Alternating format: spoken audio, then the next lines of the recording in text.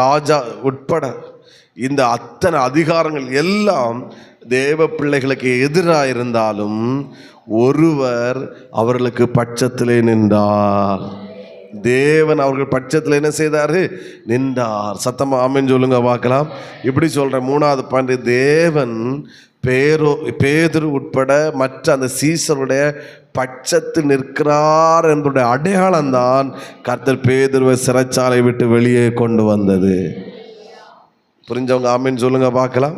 இவங்க பட்சத்தில் ராஜா இல்லை சார், இவங்க பட்சத்தில் அதிகாரம் இல்லை சார், இவங்க பட்சத்தில் பணம் இல்லை, இவங்க பட்சத்தில் மனிதர்கள் இல்லை. இவங்க ஒரு சிறு கூட்டமாக இருந்தாலும் தேவன் ஆமென் அந்த பேதுருக்கு பட்சத்தில், அந்த ஜனங்கள் பட்சத்தில் நின்றார்.